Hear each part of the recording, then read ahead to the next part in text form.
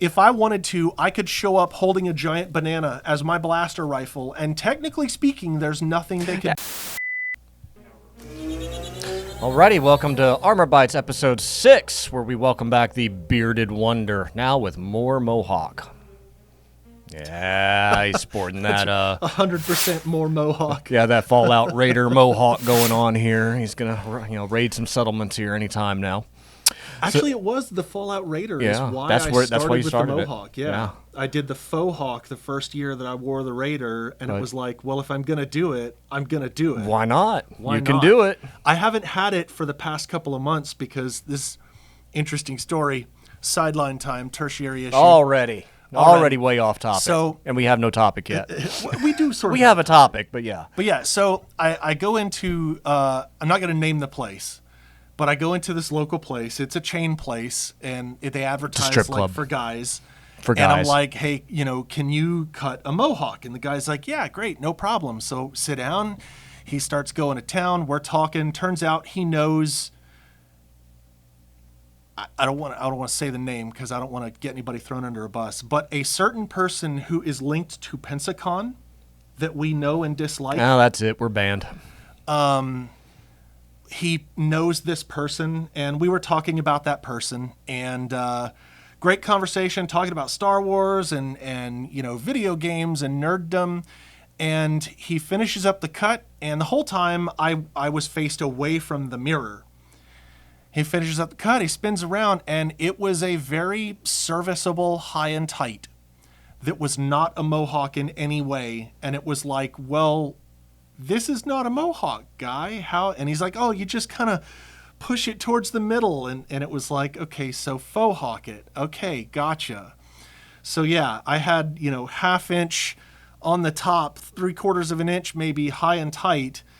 And I've been having to grow it out long enough to the point where I could actually cut the mohawk back in. And yeah, this get your past little week, pomade in there, and so this past week it was finally like, okay, it's long enough now, after several months of growing, so I'll go get the mohawk cut back I'll give in. you this too. I wouldn't even call it gray. I'd say you're silver at Silver. this point. Oh yeah, you are yeah. definitely silver, sir. Yeah, no, I was actually thinking about that. I was like, on like Discord and stuff, I'm gonna have to like change my identity and start going by Silver Hawk. Yeah, you're definitely silver now. Oh, it's absolutely silver. Man, it's not gray. It's I hope the silver. camera's picking this up because Yep. it's glorious. Yep.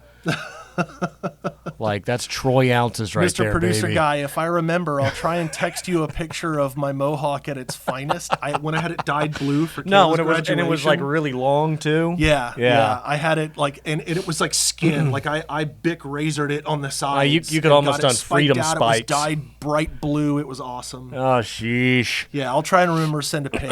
We could post that up for people to chuckle over and laugh at. Well, since last time here, I think the last time you were here and doing the podcast, we were doing our major product announcement. Yeah, it was the big product So, update. however I was out of many town for a weeks while. ago that was at this point, we are well on our way with major products. That's why we're seeing the Tank Trooper helmet. This came out of the mold today.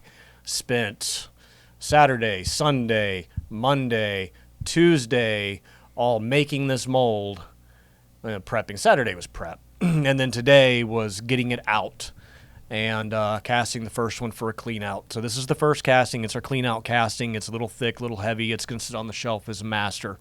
So very happy. It's ready. It's been available as pre-order. By the time this video launches, it'll be full on the website right now. We got a bunch of them to make for our clients. I'm very glad to have this thing in.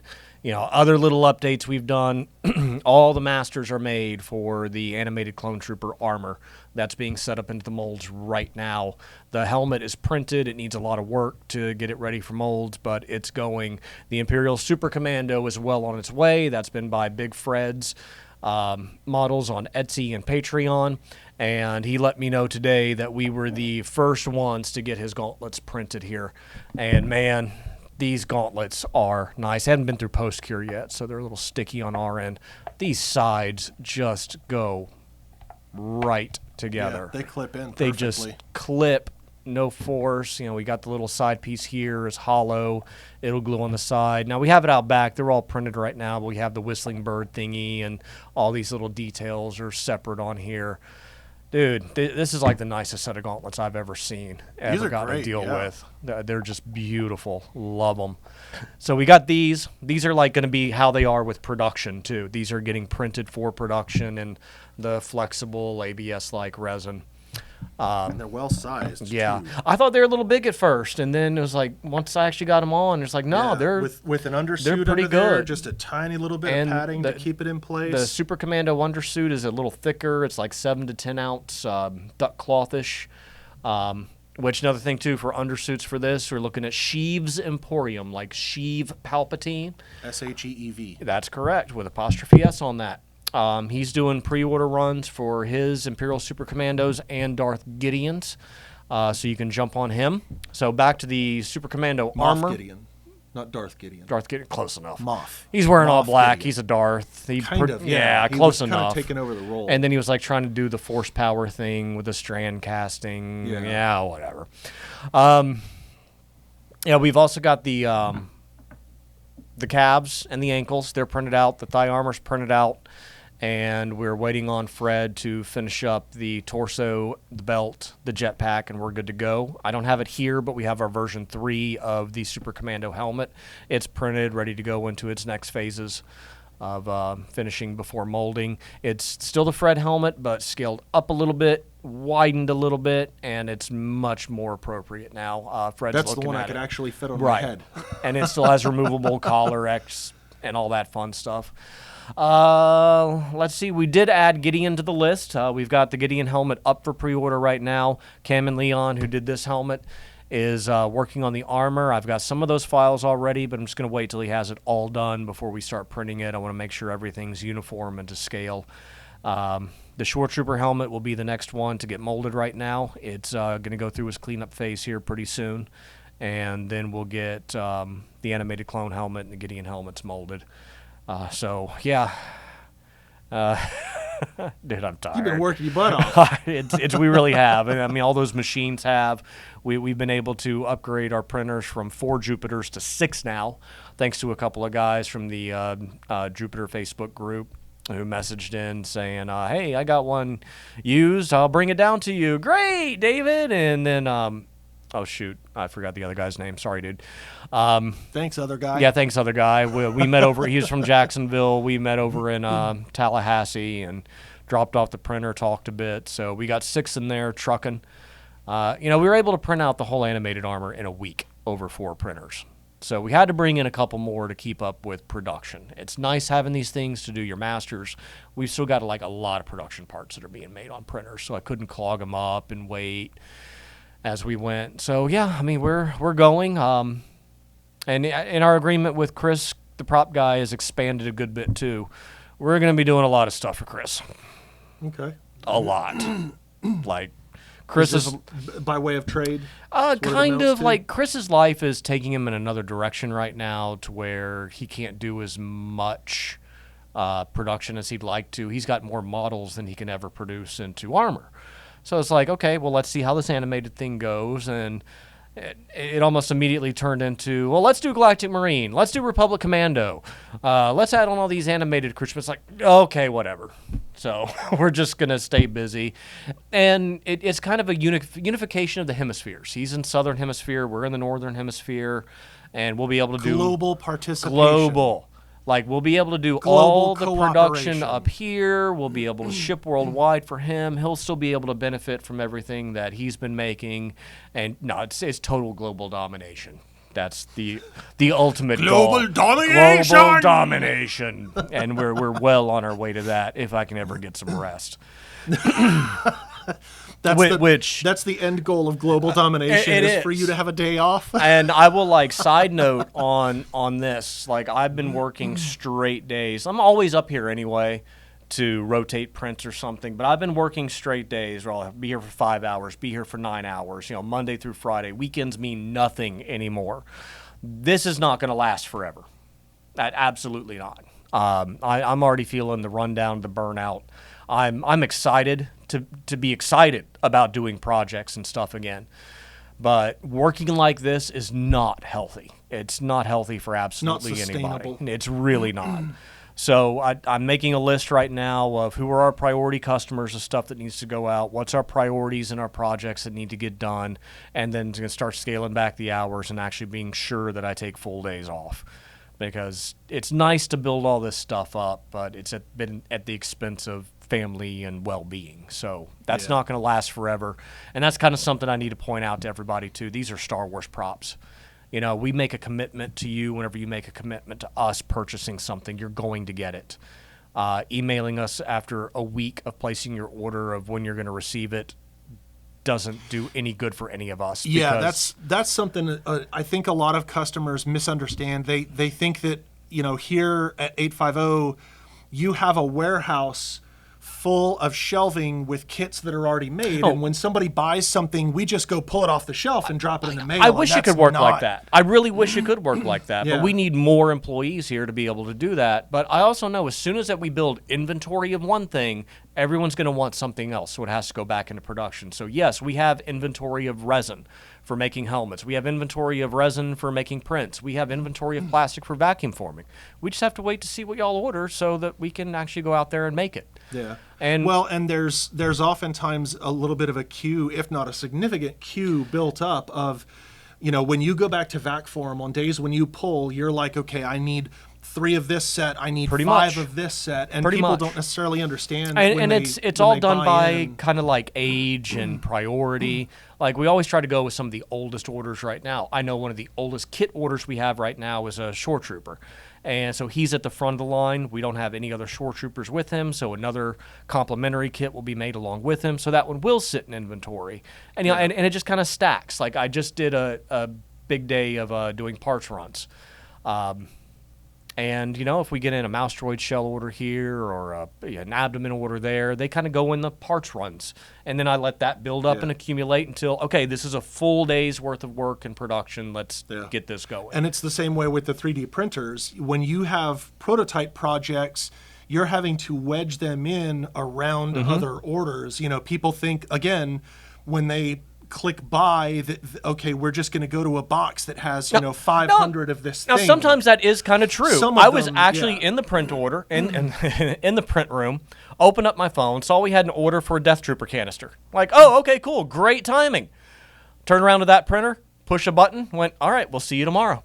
Yeah, because you know, already had I was there. And like, printer. we shipped, I think he ordered on Saturday, I think we shipped on Monday. Yeah. You know, that's great. It's wonderful when these things happen. But it's absolute luck of the draw. It was. And it's very, very rare if something like that happens. But that's something to point out for people who don't realize how the production on these suits and these props goes. The production lead time on a basic kit is 8 to 12 weeks. Sometimes it goes past that. Minimum 8 to 12 weeks. Sometimes it goes past that. Sometimes it's, oh, we just got the order in. Hey, you got lucky. We're doing those runs, you know, Tuesday anyway. You're going to have your stuff shipped by the end of the week. Awesome whenever that happens. If you have a deadline, if you absolutely need it shipped within 2 weeks, that's why we have rush fees. Yeah.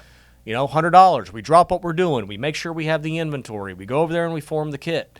Yeah. That's part of it. And that's something that I was thinking about that a little while back. The rush fees, that's not just you paying to get to the front of the line. For example, when Mike goes back to pull, you know, vacuum and form plastic and make armor, it is very, very inefficient to make one suit of armor. It's much more efficient to make multiples of that same suit, especially because of the way the molds are Minimum, done. I'm usually making 2 sets and upwards of 4 sets at a time. For him to make one suit, it's very inefficient, and usually there's much more wasted plastic and things like that because he's only making one set of gauntlets, you know, alongside this gauntlet, but it's very inefficient. And like actually getting into the nitty gritty of it with the way the machine works, the first 2 to 3 sheets, the heaters are still regulating. Yeah. So the very first sheet we do can get really bad orange peel on it. And for the most part, I'm able to manage it. So there's certain parts that go on first.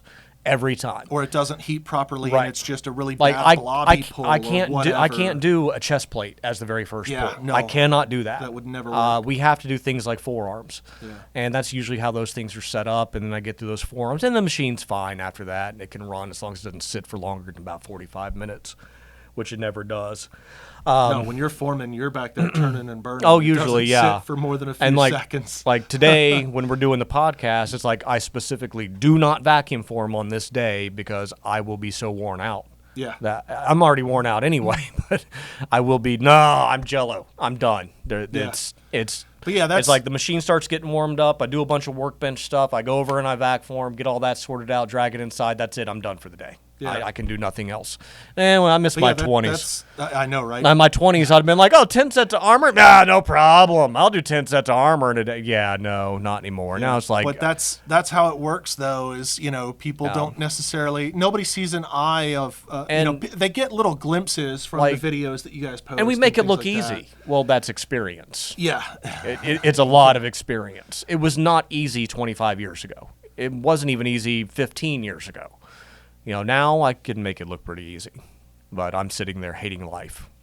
Yeah. Having to do all that, which it's not a problem. It's just we always ask for patience, guys. We're not Amazon. This stuff is custom made. Yeah, literally every suit is custom made.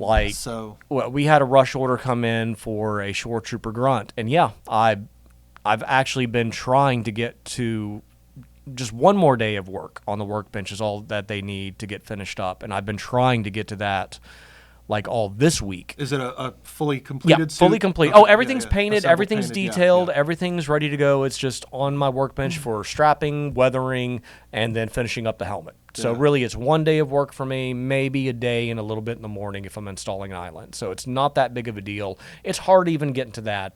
But I'm only 2.5 weeks into her order, and we have a 30-day deadline for that rush order. But I want to make sure that it actually gets out there in time.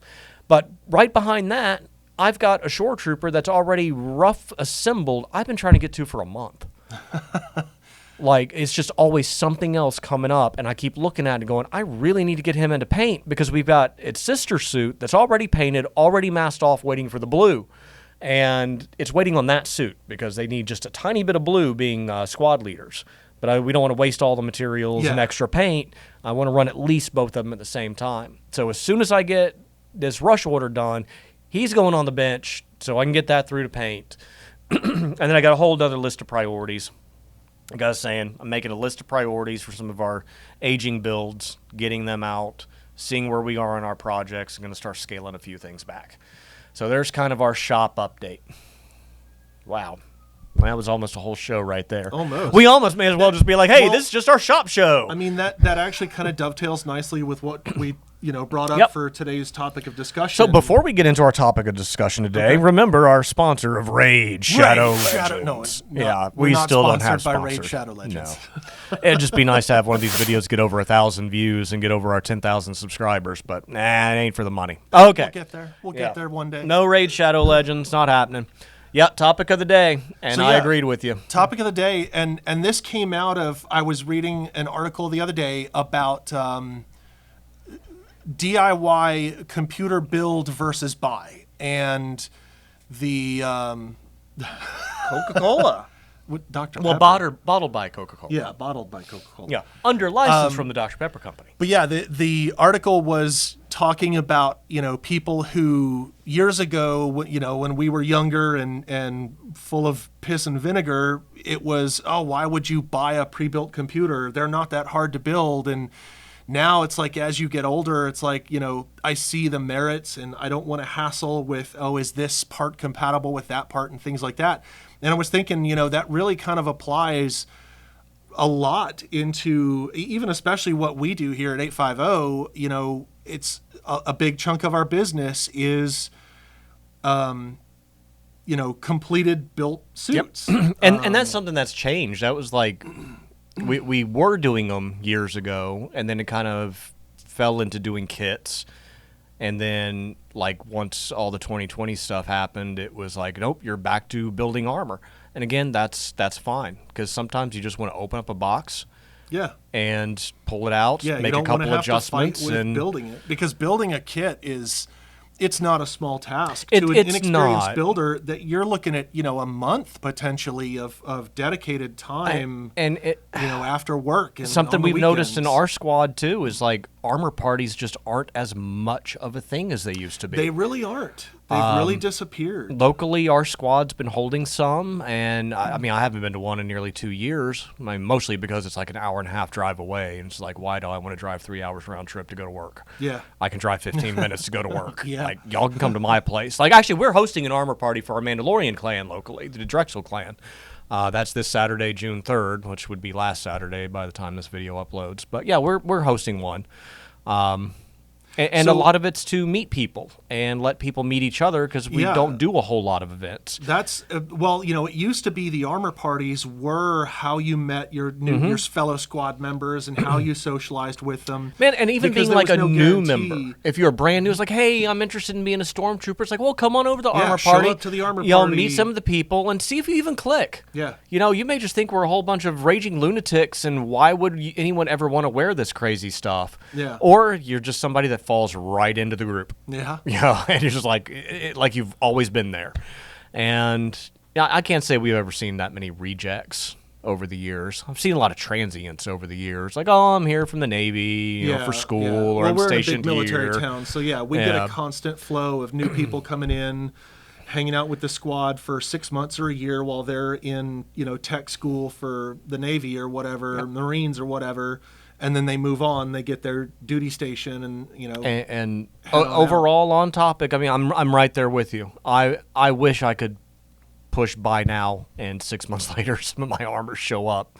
I've got personal projects Yeah. out there that get sidelined.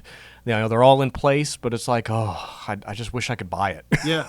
Well, I think when we did the episode with Barry, we were talking about, some of that kind of elitism in the costuming world of people who build versus people who buy. And that also was something brought up in that article I read. And I thought, that really mirrors very nicely. With that, I don't judge anyone. If you bought it and you're wearing it, as long as you're enjoying it and having Yeah, it for a yeah. good purpose, more But- power to you. But it's not necessarily what we do or don't judge, but it's something that we see as those mentalities collect and segregate from each other and coalesce. And you get the builders who, if you didn't make it yourself, the farthest they'll let you go is buying a kit, right? You could buy a kit, that's fine. Sure. Nobody's going to knock you for that. But if you didn't build it yourself, and if you don't have some of your parts that you handmade out of Sintra or ABS or I'm sorry, EVA foam or whatever, because you wanted different or better or whatever, then it's not good enough. And you have the buyers who they're like, look, I don't have the time or I don't have the expertise, but you know what? I was able to buy this really nice kit or bought all these pieces and then paid somebody to assemble it for me. And you have the two groups that are on either side, and they're, kind of launching barbs at each other about, this side is better because of this, or this side is better because of they that. just need to chill out Yeah, because we're yeah. all here for a mutual goal. That's, Well, yeah. we really are. I don't care how you get it. Just Yeah, like we're like all- we've said we're all before, here to just put go on to the a armor and convention. have a Just good go time. have fun. Yeah. Meet people, socialize. We're allowed to again. Yeah, I mean, as it was so famously stated by a friend of ours, it's Plastic Spaceman Club. Don't Chill take out. it. Don't take it that seriously. Yeah. About the only place I'm going to digress is. Now I could get really close to naming names, so don't name names. Don't I'm name not names. naming names, but I'm sure some people that watch this can put two and two together. If you have primarily worn one costume that is nothing but a soft part costume, and you made it yourself, great job, wonderful, but you critique people on accuracy of hard armor when you haven't done it yourself, that is where I kind of draw the line and say I have no respect An example for would your be opinion. a person who wears something like A Tusken for Raider. example, a Tusken Yeah, Raider, just say a Tusken or Raider. maybe a TIE Pilot. There are hard bits on there, No, TIE pilots. but primarily it's yeah. soft armor. Yeah, primarily that. Yeah. Like, you really don't have a place to critique because we've all. Greedos, any of the Oh, face, I feel sorry for them wearing the condoms on their head. but all yeah. soft bits. Yeah, Yeah, like we've all looked at the same pictures. We've all looked at the same costume reference libraries. We all understand what accuracy is. But until you've actually done it yourself, you have no place to judge. Well, you And know, like I haven't sewn I- my own stuff.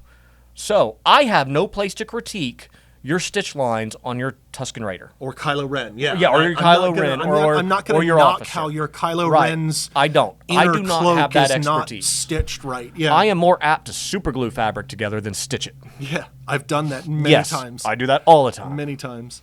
So that's about you know where I draw that line. You and I, we're in the I think what is the silent majority middle part, middle ground, where we're like, we're not going to knock anybody. We're not going to say that you're better for one or the other. No, just go out and have fun. And that's what it boils down to. And present is, a good attitude when you're doing yeah, everything. Yeah, but I do see the merits in both parties' viewpoints. You know, the builders, I see the merit, and this is something I know you get because this is literally what you do. You love getting back there and creating something and making it, bringing it from... It gives you that fleeting moment of happiness that you get to reflect on for about 30 seconds, and then you're on to the next thing.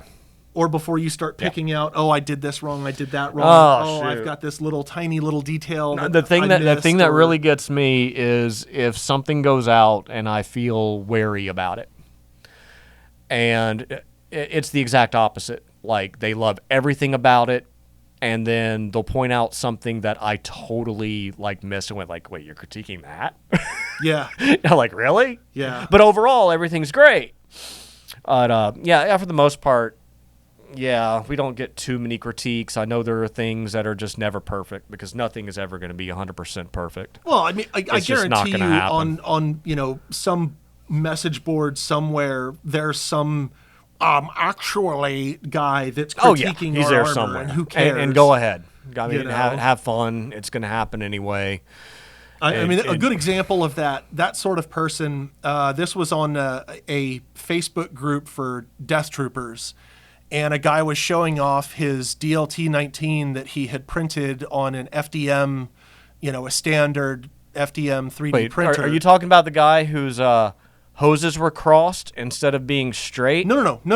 Oh, because we got a whole nother one about that. He was showing off his DLT-19 that he had printed on his home 3D printer, and some sweaty neckbeard know-it-all in that group started going off about how his GML would never let that fly because there were print lines that were visible on the underside of some little random piece, and it was like, hey there, neckbeard, slow it down. First off, the 501st doesn't approve weapons. Weapons are completely optional. Yeah, they're optional. They're supposed to is run no them by your approval. GML to carry them, but I don't think anybody really does weapon approvals. That's more custom and Yeah. courtesy than rule. There is no rule that says just that a show up GML carrying whatever. Exactly. If I wanted to, I could show up holding a giant banana as my blaster rifle, and technically speaking, there's nothing they could do about it. And you know what? Fun fact about CRLs, the actual standard Stormtrooper CRL does not specify the armor has to be white. Nowhere does it specify that it has to be white. I mean, funny. it could be yellow banana color, and yeah, that- technically it would have to be approved if everything else were right, because nowhere did it say that the armor has to be white. Well, so but when it are we says going to that get it a must change? Match photos, and the photos. Yeah, all it the must photos match are white. photos. So I guess they could. And that's like one of the general descriptors I love seeing too, is like the Mud Trooper chest. I think the descriptor says it has to be in the general shape of the Mud Trooper chest. Like, well, that's just lazy writing. Yeah. Like, But yeah, really? so there is, I'm sure on some Facebook group, there's some sweaty neckbeard who is just going to town, tearing apart, any particular maker's armor just because that guy enjoys tearing people down and being a sweaty neckbeard. And the best retort to it is, let me see yours. Yeah. Just let me see yours. What did you do? Yeah, I don't. My retort to those people is, you wear your costume, I'll wear mine. Yeah. There's not enough room in my costume for the both of us. There's not enough life and energy in me to go online and argue with people about this stuff. It's just so silly. Not worth it. Now we're talking about DLT-19Xs. I posted up a DLT-19X of the Death Trooper build group that we're working on for a customer, and one guy did have to say, well, why are those hoses crossed and not straight? And other people were coming up and saying, well, we've got pictures here showing them crossed. He's like, well, Are you talking about that the was an little error. accent hoses that Yeah. run across? They run down the length and Right. then onto the barrel. I know exactly Right. the hoses you're talking I mean, about. it's yeah. still sitting out there, and it's like, my only reply was, this is the way the model was. Like, this isn't even something I did. Yeah. You know, it's just the way the model is. It is. And all the research that was done was like, look, it can go either way. Like, because there's one of the screen use props, one of those the tiny hose little was details broken. that's why does it matter? Yeah, it's like, why does it matter? But the only thing that got to me is like, you look at everything else about it and just want to nitpick a criticism instead of saying, tiny little insignificant great thing. job, you printed all of that. That had to be Yeah. crazy. And you know what? It was crazy because it took 4 hours to sit down and write all the files. And that's some of that idea, some of what drives that division in the build it versus buy it group. You have the buyers who are like, hey, look, I don't have the time or the expertise. I can buy this and open a box and put it on. And then you have some builder who comes along and starts doing exactly that, nitpicking some teeny tiny little insignificant detail that ultimately doesn't matter. Well, that's why I try to make sure all our builds out of here are tip-top and up to spec. And, you know, for the most part, everything out of here usually gets a straight shot approval. Yeah. You know, it's adjustments, and that's about it. Usually just adjustment for fit. I never really hear, because I'm following the CRL guidelines the whole step of the way through and swearing at the, you know, discrepancies that I see, but it still goes through, and it's just fine. That was when I was doing the custom builds for you. I remember, you know, I'd sit there with my phone open to that CRL. I still do it. And If it's a suit I know, I still pull it up just to be sure. Just to be safe, yeah. Just every bit so of it. that you don't do something like I did with Jess's armor and accidentally swap the shoulder bells. She wore that suit for a year, and none of us noticed that the shoulder bells were on the wrong shoulder. Yeah. A whole year. Yep. Nobody noticed. And when those incidents happen, it drives it home to me that those tiny details don't matter. No, they really don't. To our fans, they don't matter. When some neckbeard comes up and he's like, well, actually, this is wrong. And it's like, I've literally been wearing this a year and no one has cared. No. Even if people have noticed, they don't care. Dude, I still have that. That's like the one thing I have to go back on reference on is which shoulder goes on which shoulder for the Stormtroopers. Yeah. You got 4 different variations going on here. And it's like, I can't remember. Yep. And then the dyslexia kicks in, and that doesn't help. I'll go ahead and transpose them anyway. I don't know. You know, even like the original trilogy TKs, when the shoulder bell had the swoop in it, how many TKs were running around with their shoulder barrels swooping the wrong way? You know. I can only go back to my original Because it Armor didn't matter. FX suit and go, this suit's too perfect. It doesn't look like a Stormtrooper, but it looks like a Stormtrooper. And I was happy. I knew it wasn't accurate, but I was a Stormtrooper and I was happy. That's all that mattered. Yeah. Back to the point, though, it's if I were buying a computer, well, I bought a computer probably close to a year ago. And I did the same thing. It's like, can I build it or can I just buy it?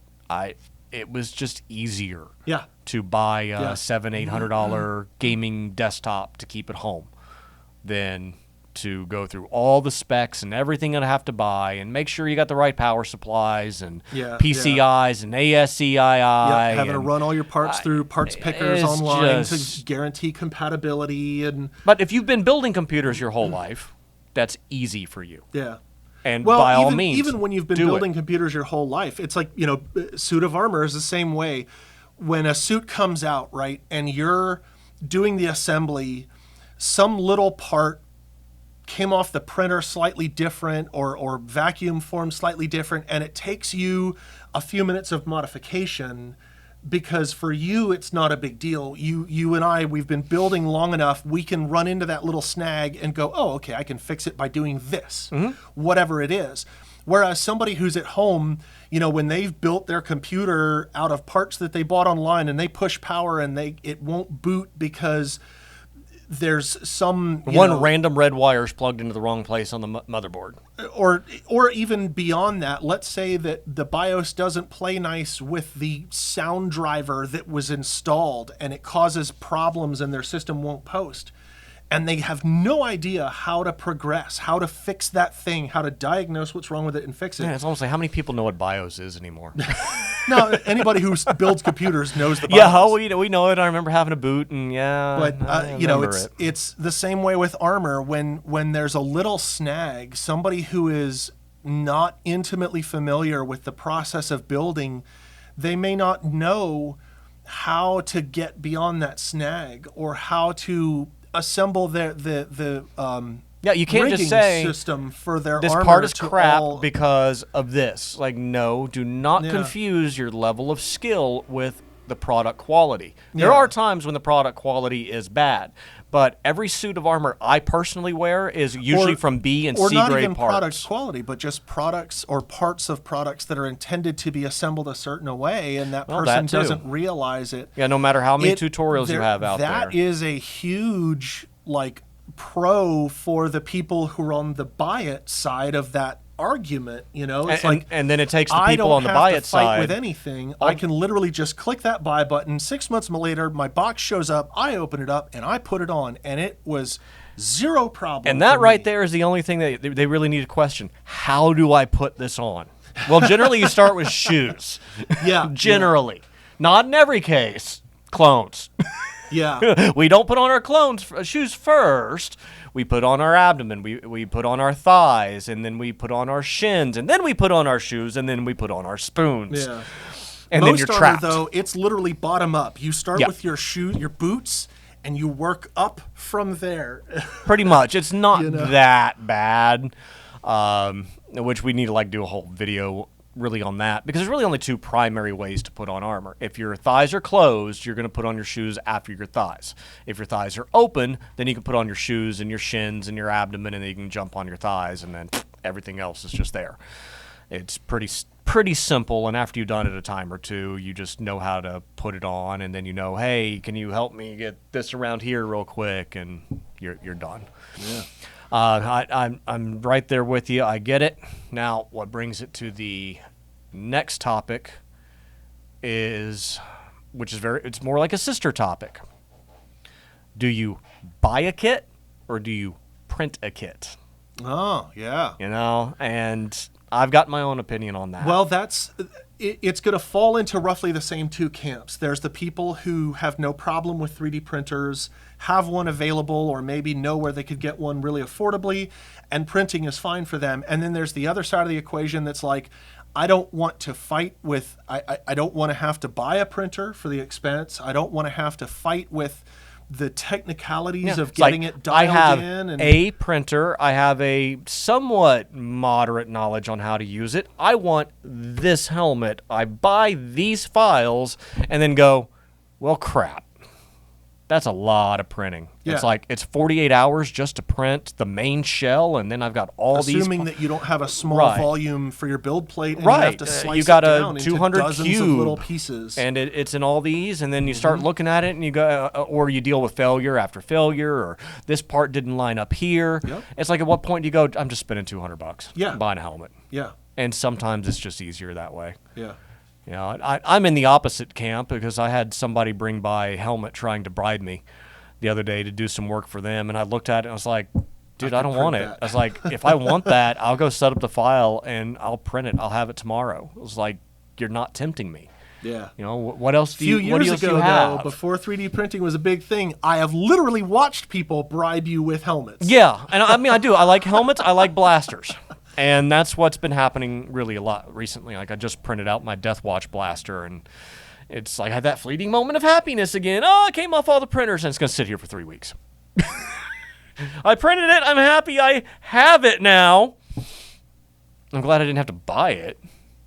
Yeah, but it took 30 minutes to set up the files. Got 3 different printers going, and set them up 5:30ish. The day before, and today they all pulled off about midday. There can be, if you already have a 3D printer and you have the knowledge of how it works, there can be a huge savings. I mean, an really example, the DLT-19 again. I could go buy a DLT-19 for, how much were those? Like $300? If you want a rubber one, you're $350 to $400 plus or minus shipping.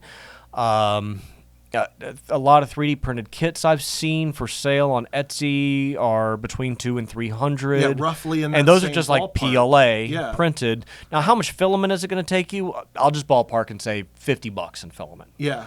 The cost savings of being able to do it yourself, if you have that little bit of technical knowledge and you know how to service, or you have a friend who can service the printers. Now, and here's the other deal, though. Resin. You bought, let's say you found a file between $10 and $50. You've got $50 worth of filament. You've got how many hours of print time? Yeah. For a DLT over a single 300 cube printer, maybe Oh, dear. I'll say you're probably between 150 and 200 hours of print time. Now you got all that done. Everything came out great. Now you got sanding, Yeah. cleanup, Yeah. gluing. I wouldn't want to do an FDM printed. Right. That's At least, you know, like, now start adding not- up all not these anymore. costs. Not with resin. At this point, start adding up all those costs. Yes, you got the gratification of making it yourself, but you've got so many hours in this. Now, if it's your hobby, then yes, you're doing it right. Yeah, You know, absolutely. it's The your point hobby. of a hobby is to It's to your take hobby. your time. Take your time. You're not in a rush to have the thing. You're in a rush to have the parts printed so you can sand it. And then, but it still circles us back around. Instead of me spending 100 to 200 hours printing it, well, let me just click buy for $200, and Yeah. you know, a few weeks later, I'll have a kit show up at my door that now I'm able to enjoy my hobby and sand on. Yep. So yes, at that point, yes. All right, so the next debate on this topic is, I got my printer. I want to print out a full set of armor. Yeah. So do I print a full set of something that's already available, or do I just buy it? Yeah. So we go back into the same thing. We got the filament costs, we got the print times, we got the finish time. But again, if it's your hobby, by all means, go ahead. There are some things sometimes that just need to have that flexibility that a printer can't do. Yeah. Calf armor. That's the big thing to me, unless those files are just set up perfectly to, you know, go on and off.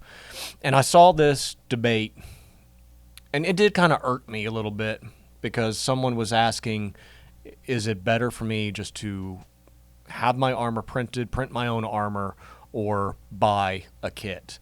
And the responses I'm I sure saw, that was a violent debate between because the two camps. it was I kind of wanted to jump in, but I kind of didn't either. But they were only using one example, and it was a specific set of armor that's very popular. They're saying, oh no, it's much cheaper to print it yourself than spend $1,100 on a kit. And I just sat there thinking, I was like, okay, first, $1,100 is a little high for that kit. Just for a kit, it shouldn't be yeah. any higher than $500 or $600 for the kit, because mean, it's a common kit. 7 or 8 with a helmet. And it's for one we common sell kits, too for you about know. $500. So at that Oh, point, there you go. it's like, yeah, it's a lot cheaper just to buy it than it is to spend all the time printing it. But they were trying to say, no, it's much better to buy the filament and print it yourself. It's like, in this case, it's really not. No, Yes. when you factor in things like, you know, potential print failures, Gluing and all those parts together, support sanding everything, yeah. filling all the seam lines for a full set of armor, no. That's just where I just completely disagreed. Yeah, because like you mentioned, there's a world of difference between printing your own helmet versus printing a full set of armor. printing a set of gauntlets, printing a shoulder bell, you know, but once you get into the big parts, that's when it starts getting a little wary. Yeah, And or high volume, like, much volume. I had to text one of our locals today that wants to do the heavy infantry trooper. And he actually specifically wants to do Paz Vizsla. And I gave him a ballpark quote a few weeks ago and said, look, if you want it all resin printed, helmet, all the armor components with the exception of jetpack and the giant gun, you're probably looking at close to $1,000. But now we have another local that wants the heavy Mando parts for his custom Mando. Only some of them, though. Yeah, He only some of wants them. A few of them, yeah. And I had to say, like, okay, like, you want parts, he wants parts. Now we're at a point already where, do we set this up for a project and print it one time, make the molds, form it, and we are all happy, and it's no longer $1,000 set of prints. You know, we're talking about $600-700 armor kit. Full kit now at this point with, like, helmet and, you know, rotocast jetpack. Now we're talking in that $800-900 range. So it's a lot more feasible to do it. Yeah. Because I like to print one time, set up molds, and that's it, with the exception of things that will be for production. But that's the thing is, though, you know, when you print a one-off for somebody to put on and wear, there's a difference in that versus when you print what will be a master mold. Correct. That will then get molded later. They're still you know, almost essentially the resin same or thing. It's ABS just or what are whatever. you going to do with it as the end result. Now that I have to print two of them, it's like, no, this is just going to be more cost effective Yeah. if we just pull the mold and put it into production and make it available for everybody else. Yeah, yeah. No, but and that's the debate: is are these guys, are they just spitballing like, boy, it'd be nice to do this, or is it something they want to pull the trigger on? Yep. And that's got to figure out, is it going to happen or not? Yeah, him individually, he did say, yes, I do want to. It is my next project. I want to do 100%. It's like, okay, I mean, it'll get set up. Now I know what to do with it. Instead of just printing it for you and printing it for you, now it's going to be, no, we'll just set it up and we'll form it and make it for everybody. So there we go, another product. Another project, more things in the queue to do. It's never going to end. I've got a library of model files that will probably just never get printed. There's not enough time just for it to happen at this point. Even over 6 printers, not going to happen. I'll get to weasel in a little extra something here or there, but it's like, oh, that's cool to look at. Next. A good example of the one-off that you regret having tried to print was the Doom Guy suit. I never want to print it again. Ever. Yeah. It was one-off printed. It was one-off made for entering a costume contest. But think about all of the hassle that you went through with that costume. And if you're looking at buying a costume versus making your own, and you have the funds available, it would have been so much nicer to just click buy, have it show up in a box and put it on, than to, all things being equal, the time that you spent, dude, those hours that you'll never get back, all the frustration you went through of sizing and reprinting and gluing. Like, I don't even want to reprint some of the parts that need to be reprinted. I don't. Yeah. I just want to put it up on a statue and forget it. Yeah. That's it. That's where it's going to live the rest of its life, is just as a statue. Doom Guy would make a wonderful mannequin piece. Oh, my God. Well, he's sitting out there. He finally got moved after 3 months, so we can make room for on the tables. Once your last one is out of the house and you're at the point where you can do a man cave, oh, my God, that's going to be an awesome piece. I'm like secluded to my little office at home. That's it. Whatever. But I do have my shotgun and my crucible up on the wall now, and they look cool. The Doom Guy shotgun. Yeah. I forget what it's called. Super shotgun. Super shotgun. Super there shotgun. You go. Little bit of trivia. One of the things about Doom that really kind of sets the newer Dooms, sets it apart from a lot of other first-person shooter video games, a tiny little detail in Doom, when you reload the shotgun, when you break the breech, it actually shows the shell ejector pop, and it blows the shells out. Yeah, and then takes both knuckles, flicks them. Most video games, like do the auto eject. When you break open the breech, the shells pop out, but there's no actual extractor or ejector. And they even get it wrong on some models of shotguns that are, supposed to be real world accurate, that do not have an actual ejector. But for the sake of the video game, when the breech opens, they show the shells getting ejected instead of having to manually extract them.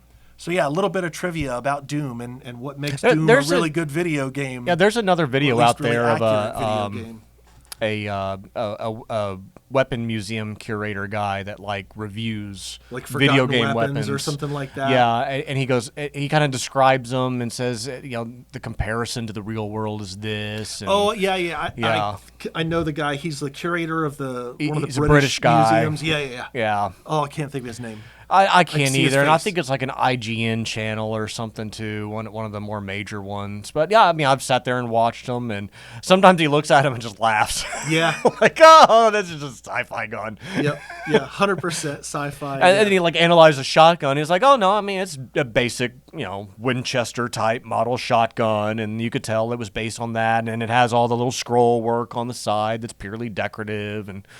Yeah, it's functional. Those are nice little details that they put in. Yeah, well, it's when the devs care enough about the game to be accurate. When the breech opens and the shells pop out, what made them pop out? There has to be something on the weapon. Oh, you know exactly what weapon I'm thinking of right now too. That's totally real but totally fake in a video game that everybody hates. The Winchester 1887s. for Modern Warfare 2. Oh, yeah, 1897. 1897s. The akimboing them, and you do the pop, and then it just, you pop it down, and it automatically breached, and that was such a ridiculous. No, the 1897 is it's a pump action, not a breach. Oh, then that's a different one. It's the one that you could do akimbo in Modern Warfare 2 that everybody hated because you'd turn the corner and there'd be the guy standing there with them, and you're just like, oh, I'm dead. Yep. Nah, I'm dead. Four barrels. I was more of the Glock 18 automatic akimbo guy, so instead of just seeing those, it was more of the and you're dead. Yeah. Yeah. So to bring us back to the topic, that's a huge thing in the world of costuming, and it all started because I read an article about PC gaming, and it was just like this really, it's something that is a huge thing. But it shouldn't be. It shouldn't be. It really shouldn't be. And we all should just be happy that we all appreciate the world of costuming. And it still comes down to doing what makes you happy. If it's what you want to do, excellent. Have fun doing it, no matter how you did it, as long as you got it done. And it's not sitting on a shelf for 4 years unfinished. Or in a cardboard box in your garage. Yeah, that are about 3 years old right now. Uh-huh. You got some Stormtroopers in your garage you need to be assembled. Oh, man. Maybe you should bring them to the armor party on Saturday.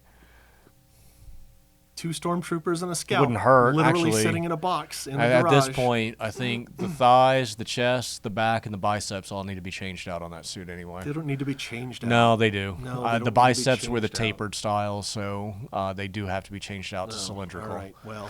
And the chest and the back, they just look right now. They look better.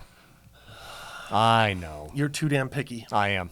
I really am. Wear your costume, Mike. Don't wear mine. I do. No. I'm going to take those parts, I'm going to throw them in the B bin, and you're going to get some other parts.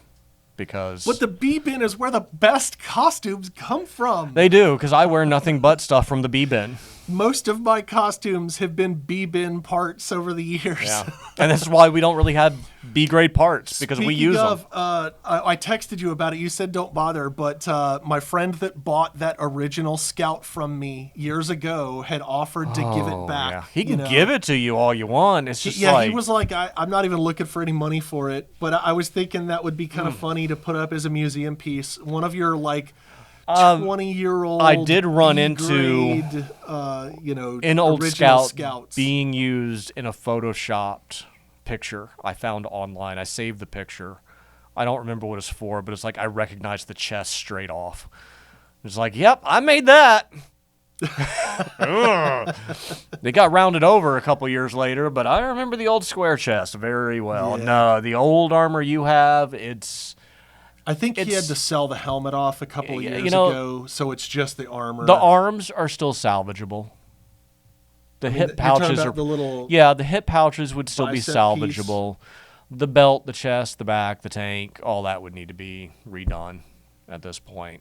I don't know if I would want to salvage that old ab stuff, 20-year-old. Oh, there's no telling. Fabric that's been worn by other people. Oh no, you just go to Imperial Boots and pick up a new cummerbund vest set and forget it. Yeah, you could sew it. Stitch it, but they do the full thing for $190. Yeah, you could sew a pillowcase in a triangle. Yeah, with some padding. That wouldn't be too bad. But in closing, again, just do what makes you happy. Yeah, absolutely. If you like building, there's nothing wrong with that. If you prefer to buy, there's nothing wrong with that. Don't knock the other guy for how they got their costume. The bottom line is that we're all wearing costumes because we love the costume. We love the joy that comes along with putting a smile on people's face when they see your costume. Being able to bring somebody into your fandom because they see your costume and they're like, wow, that's really cool. Tell me about that TV show or movie or whatever. Yeah. Don't knock the other party. I'm jonesing on this guy because I can't wait to get my Juggernaut driver done. Mm-hmm. I've got all my armor pulled, ready to go. We just need to make a helmet. I need to put that stuff together. It's sitting behind my workbench after I do about a half a dozen other things for other people. Yeah. My jacket will be here Friday. And it's because I want a comfortable costume. I still get to wear armor. The tanker's a comfortable one, yeah. The tanker isn't bad. I mean, I'm going to do a Shore Trooper for myself again later. But no, the Juggernaut driver, that's that's it. It's like the Mud Trooper top and stuff, and tank helmet, and I get to sit easily. Well, I mean, the difference between the tanker versus the Juggernaut driver is just which torso, abdomen. but it's basically the same. It's close. It's it's the no, same it's different. parts of your armor, your No, it's body are different. still largely armored. It is, but like we got one big chest instead of abdomen and chest system. So I mean, it's similar, but it's not. It's You totally don't you don't different. have armor on the legs for the Juggernaut, You have shin armor over which is riding the same boots. as the tanker. Close, but you don't have you have shin armor, not full calf armor. Oh, okay. Yeah, so you're wearing riding It's boots still- with the it's- shins on the it's very front similar. instead of Stormtrooper calves with shins and straps around. still very It's similar. but not having an abdomen piece, not having cod pieces, things like that. Yeah. Yeah, that's why I'm jonesing over it. Plus, actually, I just like their jacket. I'm looking forward to getting that jacket in from Imperial Boots, and hopefully I don't butcher it up too much or anything. So I'll wear it. I mean, it's kind of it's a military kind of M65 jacket. It's a Yeah. cool looking jacket Yeah. anyway, and it has pockets. So you Lots of can pockets. actually keep your wallet and your cell phone and Oh, your keys and things like that's that. a whole topic for another video there too. Is what do we do with our crap when we're Yes. in armor? Actually, that is a good It topic really for is. another What do day. you do with your crap? And the story of the functional death trooper. Yes. is another story for another day. We So, have there's we a good have one. we have different things and different ways of hiding things. Oh, yeah. Kind of just keep my money down here. Or Yeah. turning your thermal detonator into a functional pouch. And That's things always like a fun that. one. Yeah. Anyways, All we'll right. see you guys next Signing time. off. Like, subscribe, all that fun stuff. See you later.